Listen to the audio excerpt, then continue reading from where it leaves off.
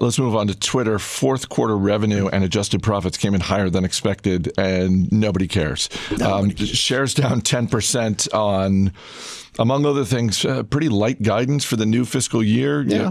We like it when CEOs are very transparent in their communication style, and in this case, Jack Dorsey being upfront about the fact that their operating expenses are going up in 2019. Yeah, they've added some employees, although it is still a pretty light. They have less than 4,000 employees at Twitter, which surprised me.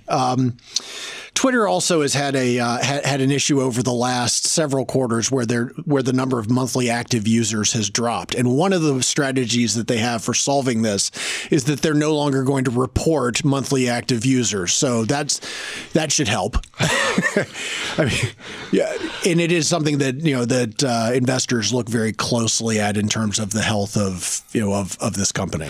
See,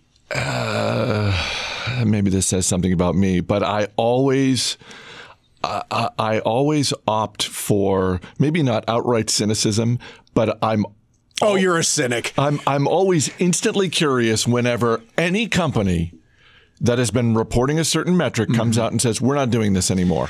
Yeah. And I view cynicism, not the right word, skepticism.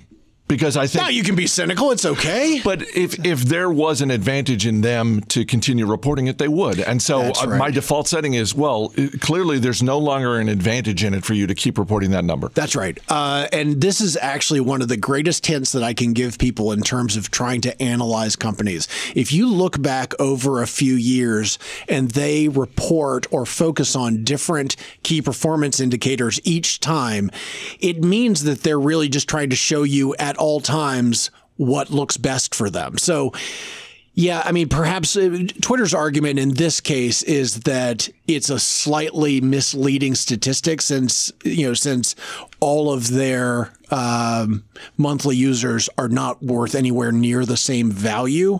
So they feel like they've got a better measure than this, but this is something that people pay very close attention to, and the cynic or skeptic among in you would definitely go to the fact that yes, they are taking this away at a point in time in which it's been declining.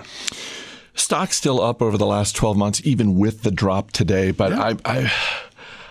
Jack Dorsey has been doing a bunch of interviews lately, sort of long-form sit-down interviews, both on podcasts and sitting down with magazines. He did that recently with Rolling Stone.